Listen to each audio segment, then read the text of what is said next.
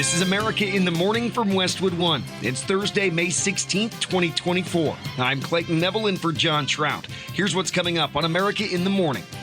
President Biden and Donald Trump have agreed on holding a pair of campaign debates in June and September. Sagar Meghani, Washington. We'll have the latest on a barge that struck a Texas bridge, cutting an island off from the mainland. 8 counts of DUI manslaughter for the truck driver that collided with a bus carrying migrant workers on a Florida highway. I'm Sue Aller. The Supreme Court rules on the Louisiana Congressional map will tell you their decision, and chaos on a California college campus leads to arrests and a student evacuation order. On Wall Street, the major averages all open at fresh record highs this morning as inflation cools. I'm Jessica Ettinger. A two-state chase involves 2 vehicles carjacked and gunfire. Lisa Dwyer has that.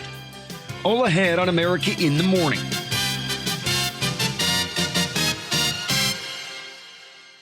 The last time they debated was during the height of the coronavirus pandemic. President Joe Biden and former President Donald Trump will meet twice before the November election, including one meeting next month, but without the independent candidate Robert F. Kennedy Jr. Washington correspondent Sagar Meghani reports. President Joe Biden and former President Donald Trump have agreed to a pair of general election debates. These are going to be hosted by individual media partners, CNN on June 27th, and then ABC on September 10th. Those are the earliest general election presidential debates ever held in this country. And in fact, the June one will be before either of them are officially their party's nominee. In a social media post, the president says Trump lost both their debates 4 years ago and hasn't shown up for one since. Donald Trump lost 2 debates to me in 2020. And since then, he hadn't shown up for debate. Now he's acting like he wants to debate me again. Well, make my day, pal. I'll even do it twice. So let's pick the dates, Donald. I hear you're free on Wednesdays. But he won't debate. I don't think he'll debate. Maybe he will. Trump responded he's ready and willing to debate at 2 proposed times in June and September before early voting starts, after challenging the president last month. Monday night, Tuesday night, Wednesday night, Thursday night, or Friday night on national television. We're ready. Just tell me where. We'll do it at the White House. That would be very comfortable, actually. But you tell me where. But we're ready. He's obviously not showing up now. We heard nothing. But he said today that, I'd love to debate, but he won't debate. I don't think he'll debate. Maybe he will. The president says he will not take part in debates sponsored by the nonpartisan commission that's organized them for decades, and is instead proposing media organizations directly organize the debates. Still, the 2 campaigns are far apart on things like picking media partners, moderators, locations, and rules. Sagar Meghani, Washington. Another collision involving a barge and a bridge is causing major disruptions this morning to an American port. The fuel barge crash into a Galveston, Texas bridge yesterday came months after the Key Bridge in Baltimore was hit by a cargo ship before it completely collapsed. Yesterday's collision caused shipping in and out of the port of Galveston to be shut down for nearly 7 miles. Nearby Pelican Island closed. It's closed for vehicular traffic at this time. Please go bring out barricades to help shut down this harbor. Dispatch audio on Broadcastify. There's probably about an inch worth of a chunk kind of taken off where the barge hit the beam. So the fuel barge broke free from a tugboat and was forced by the current into the bridge, authorities say. Galveston County Judge Mark Henry spoke with KPRC TV in Houston. Apparently 2 crew members were either thrown off or jumped off. And they were recovered fairly quickly. So while they were thrown in the water, they were recovered without incident and no injuries to report. But yes, there were 2 crew members at least impacted at the time of the impact. The drawbridge connecting Galveston to Pelican Island has stood for decades. A portion of rail line on that bridge went into the water, but it wasn't an entire collapse. The bridge has been downgraded. The weight limit constantly has been brought down several times. And so it's getting down to where I don't think it can take a whole lot of structural damage and still be deemed safe for vehicular traffic. Damage, according to the county judge, pretty significant. The vehicular bridge shares common supports with the rail bridge. That's why we're very concerned with the damage that I saw coming off of the bridge and onto the bow of the barge, that the structure may be, beyond safe. Fuel leaked into the water. It's not exactly clear how much, but the cleanup regardless will take time and the bridge is shut down. Structural engineers now inspecting to figure out what exactly needs to be done. Those are the top stories of the day, sponsored by Sleep Number. Save 50% on the Sleep Number limited edition smart bed for a limited time only at Sleep Number stores or sleepnumber.com. Violent chaos described at one American university when anti-Israel protesters stormed a campus building. We'll have details on that and tell you how it was resolved when America in the Morning returns after this.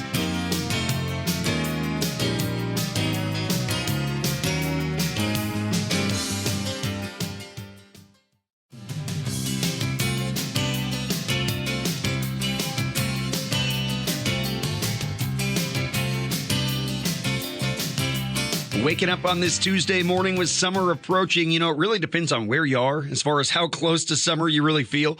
Matt Rindy's with us. He's our meteorologist. Matt. There were several areas of heavier thunderstorms that formed in West Texas and Oklahoma yesterday into early this morning with large hail and gusty winds. This system will continue to produce showers and heavy thunderstorms through a good portion of the southern plain states, with a more widespread heavier rain developing over parts of eastern Texas later today and continuing into tonight. The severe thunderstorms from the system will run from about west central Texas into southeast Texas today and then carry eastward tonight through southern Louisiana into Mississippi, while the steadiest and heaviest rain develops just to the north of that through northeast Texas into southern Arkansas and northern Louisiana. The severe thunderstorms will be capable of producing flash flooding, gusty winds, hail, and even a tornado. And the rainfall from this could surpass 4 inches in some locations by Friday morning. Outside of the southern plains, there'll be some more showers and thunderstorms extending northward through southern Kansas into central Missouri and then eastward Iowa as well as Illinois, and just a few showers toward Wisconsin and Michigan. The rest of the central and northern plains from northern Kansas into Nebraska, Minnesota, and the Dakotas will have a largely dry day with plenty of sunshine and highs in the 70s and 80s. In the east, a storm just offshore will continue to provide rain along the coast from New Jersey to Massachusetts. This will lead to plenty of clouds and a cooler afternoon. That's the weather across America. Dallas, Texas will have mainly cloudy skies today with periods of rain and a thunderstorm, some of which will be heavy in the afternoon. High today climbing up to 74. Philadelphia, Pennsylvania could see a shower early, but some sun will return with a high near 70. That's the nation's weather. I'm AccuWeather.com meteorologist Matt Rindy. Remember to follow us everywhere you get your podcasts. Apple, Spotify, Amazon, and YouTube. Just search America in the Morning in your favorite listening app. The suspected driver who smashed into a bus carrying migrant farm workers, killing 8 and injuring more than 40, is being held without bail in a Florida jail today. Sue Aller has the details. A massive traffic homicide investigation is underway after Tuesday's fatal incident on Highway 40 in Ocala, Florida, which left 8 people dead and about 40 more injured. Florida Highway Patrol Officer Patrick Reardon spoke to WFLA TV. We had a 2001 Ford pickup. It was a Ranger model that was traveling east. That vehicle, for unknown reasons, traveled toward the center line, and the vehicles had a collision of a side swipe type manner. 41-year-old Brian Howard, the driver of the Ford Ranger, now faces 8 charges of DUI manslaughter. He was denied bail, as court records show. He has had several other traffic violations, including driving with a suspended license and leaving the scene of an accident. The bus was transporting about 50 migrant workers to a nearby watermelon farm when the accident happened. Sheriff Billy Woods also spoke to WFLA TV. There were 30-plus ambulances on scene to give these people the help they need. They're hard-working individuals, and there's absolutely nothing wrong with them being here. Authorities also say that many of the injured have not yet been identified. I'm Sue Aller. The Supreme Court says it will allow Louisiana to use the 2024 elections as a congressional map that includes a newly created second district where the majority of voters are black. The Supreme Court's decision is a victory for Democrats who are likely to pick up another seat in Louisiana under the recrafted congressional lines. In their decision, the justices granted 2 separate requests, one from the state of Louisiana to put on hold a decision from a 3-judge federal district court panel that blocked the state from using the newly redrawn map, and the other from civil rights groups. It was described as violent chaos at the University of California, Irvine yesterday when anti-Israel protesters stormed a campus building, refusing to leave until their demands, including school divestment from Israel, were met. The school texted all students on campus to leave for their own safety. Police were called in and dozens of people were arrested as the physical sciences building was cleared. Officers then took the encampment down that the protesters had built. This, of course, after students were suspended last week for what was called conduct violations. All classes on the UC Irvine campus will be remote only today. There's craze around the country about the potential return of the $5 value menu at one American fast food chain. So are the rumors true? We'll tell you when America in the Morning returns. Hang with us.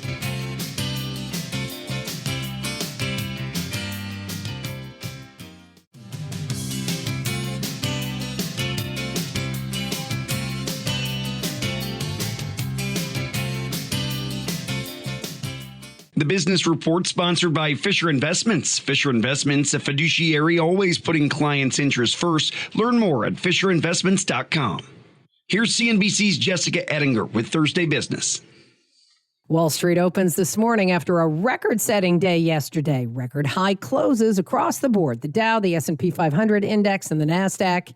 Inflation cooled in April. The good thing about new highs is the new highs tend to beget more new highs. And the most important thing is the breadth of the market. Yields have been trending down. Earnings revisions have been going up in the month of April. Normally they come down for the second quarter, and the rest of the year they're going up. CNBC's Bob Pisani. Now, inflation is cooling with the CPI, the Consumer Price Index, slowing to 3.4% in April compared to March. And core inflation is at its lowest in 3 years. That's where you take out volatile food and energy. CPI ex food and energy year over year, now the lowest level of year over year core inflation since April of 21. CNBC's Rick Santelli. Retail sales for April came in unchanged from March, slightly disappointing. Electronic sales were higher. Overall, online sales were down 1%. No sign of a recession and no sign consumer spending's dramatically slowing or slowing at all. In fact, at Visa, they say it's growing. I think everybody's looking for pockets of weakness. What we're seeing is consistent, resilient stability in terms of what we're seeing in spending. Some higher-end consumers spend more, some lower-end consumers spend less, but the level of growth that we're seeing on the network is consistent with what we've seen for several quarters now. Visa CEO Ryan McInerney on CNBC. The spring real estate market continues to disappoint. Last week, mortgage demand from would-be home buyers dropped, even though mortgage rates slipped lower. The average rate on a 30-year fixed home loan now 7.1%, according to Mortgage News Daily. So, Jessica, when is McDonald's rolling out that $5 value menu? No official announcement yet, but CNBC has learned Mickey D's will offer the $5 value meals on June 25th, and only for about a month. Sources confirming to CNBC that McDonald's $5 value meal will include a McChicken or a McDouble, 4-piece nuggets, fries, and a drink. A source telling me the offering will run for about a month beginning on June 25th. We did report last week that Coca-Cola also contributed marketing funds to sweeten the deal for franchisees who run the majority of McDonald's locations. CNBC's Kate Rogers. On today's watch list, it's still busy. Earnings season is on. We get reports from Walmart, Applied Materials, and tractor maker Deere, to name a few. We get building permits and housing starts numbers for last month. We find out how many people applied for unemployment benefits last week. We get the latest on industrial production. And today's round one of the PGA Championship. The winner on Sunday takes home $3 million. A decision looming in one American state over ballot drop boxes. How are lawmakers preparing? We'll tell you when America in the Morning returns after these messages.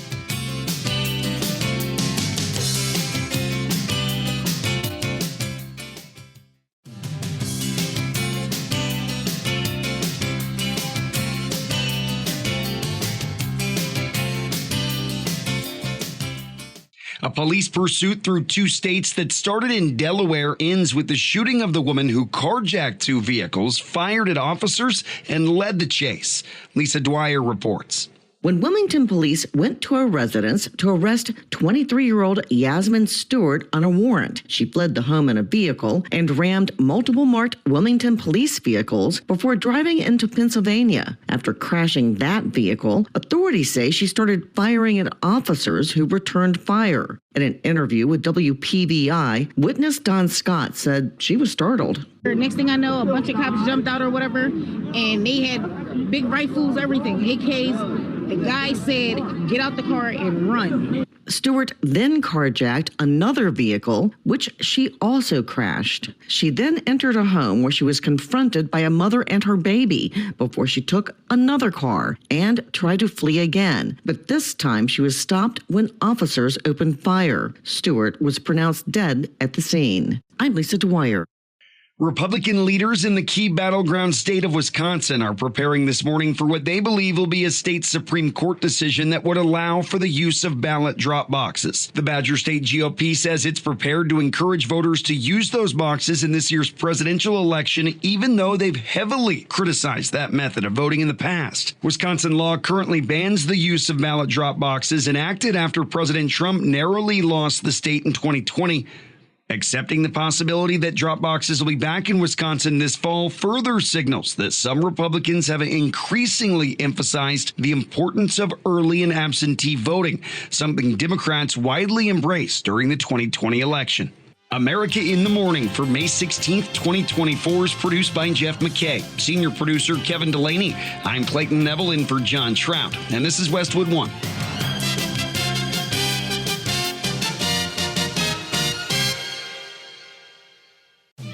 This is America in the Morning from Westwood One. I'm Clayton Neville in for John Trout, and coming up this half hour. Republican lawmakers coming to New York to act as surrogates for Donald Trump in his hush money trial. I'm John Stolnis in Washington. We'll have the latest on America's new weapons shipment to Israel and concerns about Canadian wildfires in the air that we breathe. An investigation is underway involving that deadly container ship crash into the Francis Scott Key Bridge in Baltimore. I'm Bob Brown. The military is seeing dramatic reversals as it grapples with sexual assault. Sagar Meghani, Washington. Amazon's getting sued again, this time by the state of Arizona. I'm tech correspondent Chuck Palm. Netflix has made some major announcements on new content this week. I'm Kevin Carr. Back after these messages.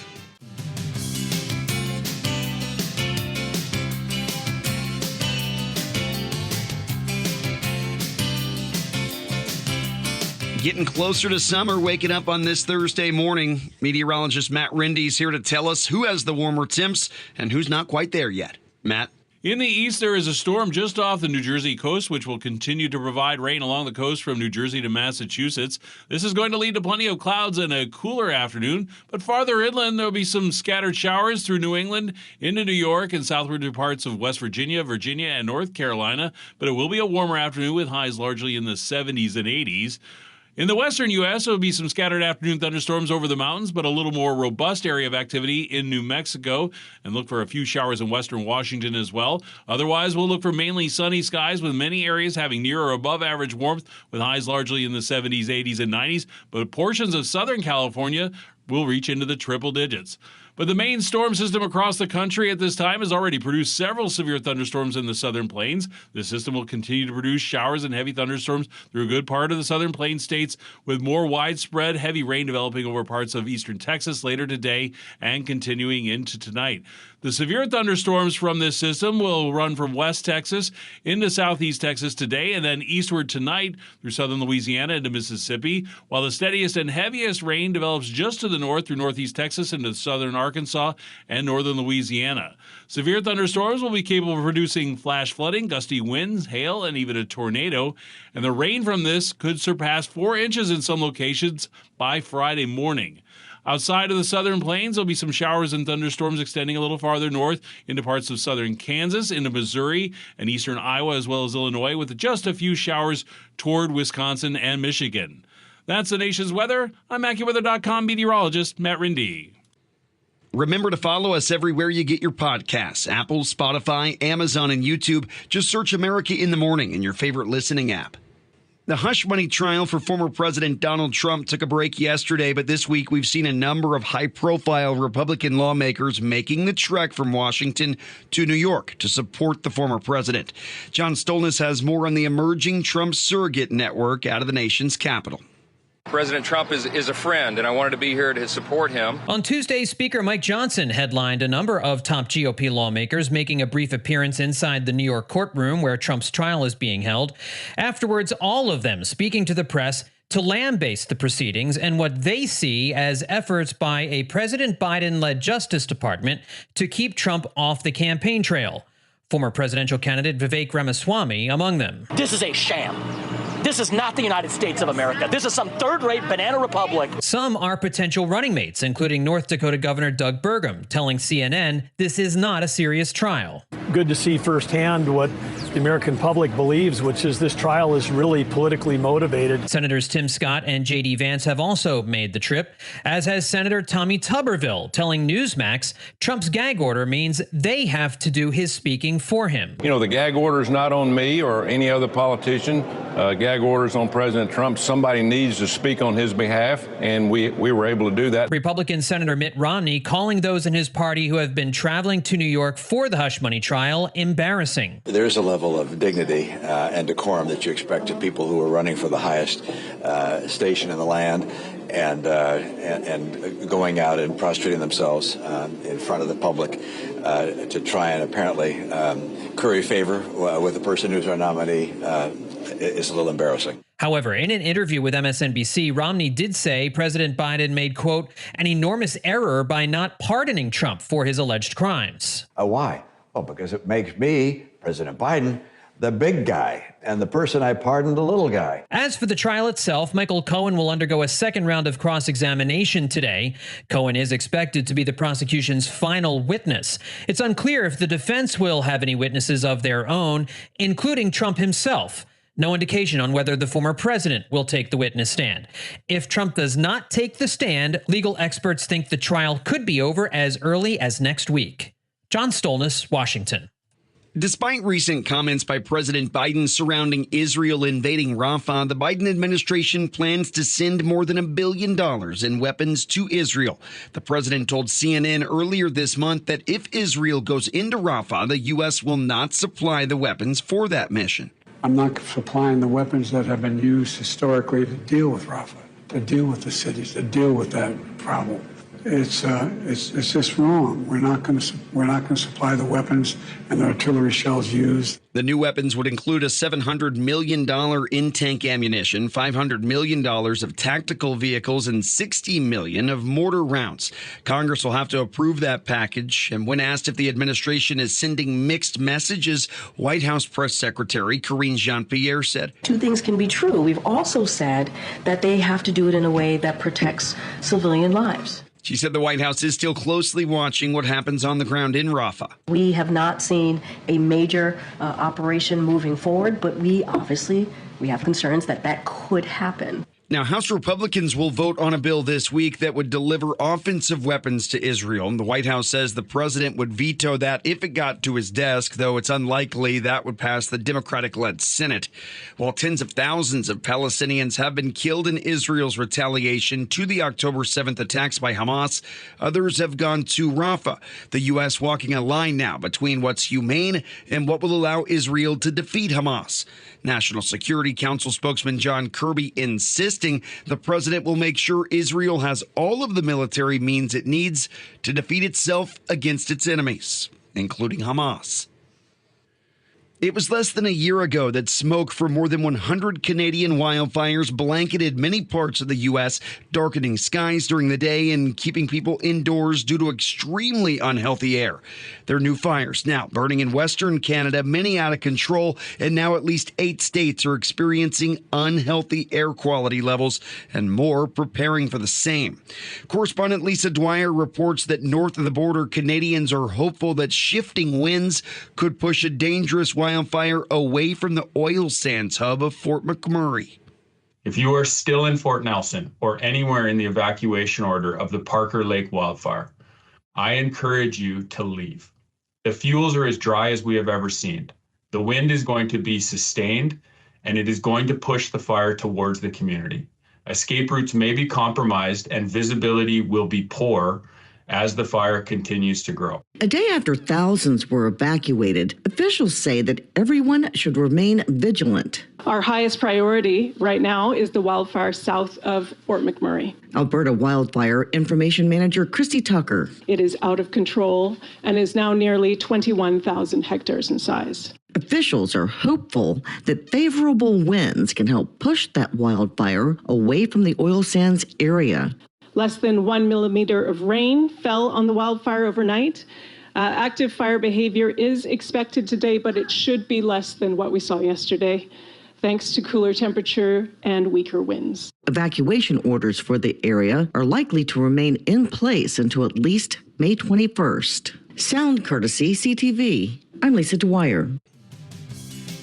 Former President Trump's plane involved in a fender bender of sorts. Does that exist in the airline industry? Well, we'll find out when America in the Morning returns. Don't go anywhere.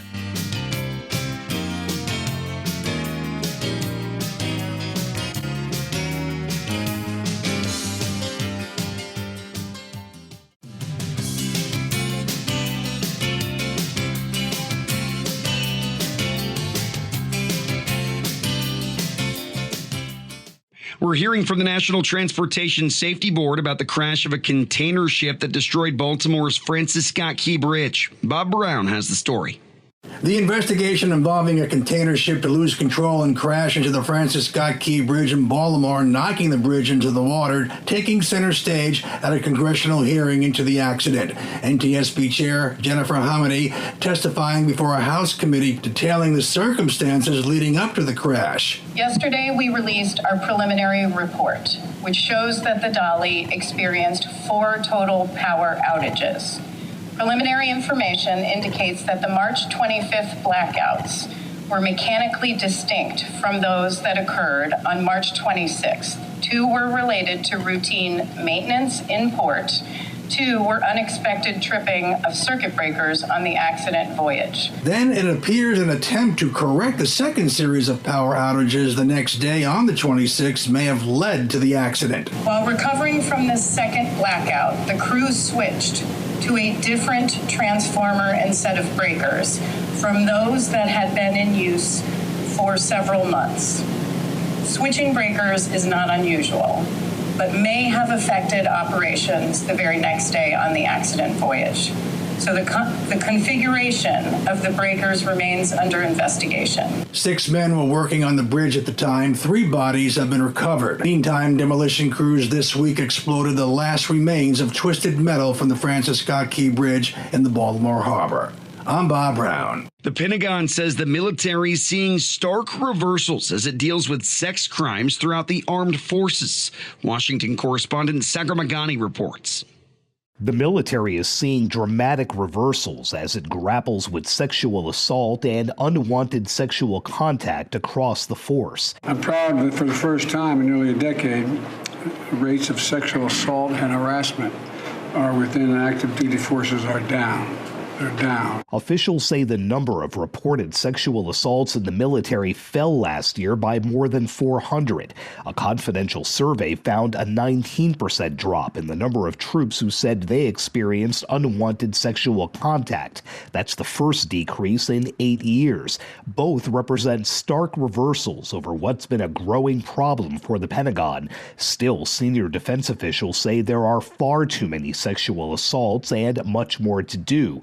But they're cautiously optimistic the military might be turning a corner, helped by new programs and personnel aimed at fighting sex crimes. Sagar Meghani, Washington. Former President Donald Trump's private plane clipped a parked corporate jet while taxiing at a Florida airport. The FAA reported that the incident took place on Saturday, showing a Boeing 757 with the tail number matching Trump's plane involved in an incident at the airport in West Palm Beach. According to that report, a plane registered to DJT Operations LLC was taxiing at the Palm Beach International Airport when its winglet, that's the V-shaped tip of the wing, scraped against a parked and unoccupied corporate jet. No injuries reported on Trump's aircraft.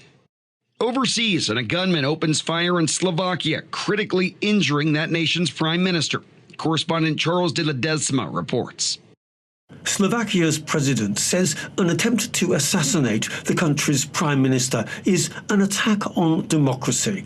President Zuzana Kaputova, a political rival of PM Robert Fico, said in a televised statement, a physical attack on the prime minister is first of all an attack on a person, but it's also an attack on democracy. Any violence is unacceptable. The hateful rhetoric we've been witnessing in society leads to hateful actions, she says. Please, let's stop it. Kaputova says the shooter was arrested but gave no details about him. I'm Charles de Ledesma. Amazon's no stranger to lawsuits, but this time the state of Arizona has charged them with anti-competitive practices and making it too hard to unsubscribe from Prime. Here's Chuck Palm. He's got today's tech news. 2 lawsuits were filed yesterday against Amazon from Arizona Attorney General Chris Mays. These lawsuits the online retail giant is facing are similar in form to that of the FTC that were filed earlier this year. The first lawsuit accuses Amazon of engaging in deceptive business practices and violates the state's Consumer Fraud Act. The lawsuit alleges that it keeps users from canceling their Amazon Prime subscriptions with design tricks known as dark patterns. The second and more unique lawsuit accuses Amazon of breaking Arizona's Antitrust Act by unfairly maintaining monopoly status and enforcing agreements with third-party sellers that restrict them from lowering prices. Arizona is asking the court to stop Amazon from engaging in allegedly deceptive and anti-competitive practices and award civil penalties. Amazon spokesperson Tim Doyle said that Prime's cancellation process is clear and simple by design. Leave a comment at allthetoptech.tech. I'm Chuck Palm. Robert Workman has sports. NBA playoffs, the Celtics sailed past the Cavaliers 113-98 to win that series in 5 games and advance to the Eastern Conference Final for a 3rd straight year. Coach Joe Mazzulla says they've earned a break. It's a gift that we got the rest now because we took advantage of the opportunity that we had. So now we can be grateful for that rest. I mean, sometimes rest isn't good for you. Sometimes it is, but we'll at least take tomorrow off. Next up, the Knicks-Pacers winner. Mavericks rolled over the Thunder 104-92 for a 3-2 lead in their West semifinal. A 31-point triple-double for Luka Doncic. Dallas gets a chance to clinch a spot in the West Final at home on Saturday night. NHL, the Stars missed their shot at wrapping up their second-round series in Big D as the Avalanche won 5-3 to stay alive. Cale Makar scored twice. Game 6 tomorrow in Denver. Baseball, the Red Hot Rockies won their 7th in a row, 8-0 over the Padres behind the 4-hit pitching of Austin Gomber in the city limits. Before this stretch, they had won only 8 games all season. 5 other shutouts on Wednesday. The Marlins tamed the Tigers. Trevor Rogers and the Neighbors scattered 7 hits. White Sox down the Nationals. Garrett Crochet and the Needles with a 3-hitter. Back-to-back shutouts for Chicago. Astros blanked the A's. Framber Valdez and Seth Martinez combined on a 2-hit gem. Yankees did in the Twins. Marcus Stroman, the lead dog, on a 4-hitter. And John Gray and the Shades fired a 6-hitter to lead the Rangers past the Guardians and snap a 5-game skid. Phillies doubled up the Mets. Ranger Suarez now 8-0, leading the majors in wins. Orioles got a walk-off homer from Adley Rutschman to wing the Blue Jays. I think it says a lot about our team. Guys just picking each other up and have each other's backs. It's a fun group to be a part of. 5 brats for the Brewers as they pummeled the Pirates. Wins for the Cubs, Giants, Diamondbacks, Rays, Angels, and Mariners. And the NFL revealed its 2024 schedule last night. It includes 9 rematches from last season's playoffs, starting with the AFC title game replay between the Ravens and the Chiefs on Thursday, September 5th. The next night, it's the first game ever in South America. The Packers and the Eagles meet in Sao Paulo, Brazil. There'll be a Super Bowl 58 rewind in October between the Chiefs and the 49ers, and Netflix will stream 2 games on Christmas Day. That's Thursday Sports. Familiar character in American movies is taking over Netflix. Which actor's behind it all? We'll tell you when America in the Morning returns after this.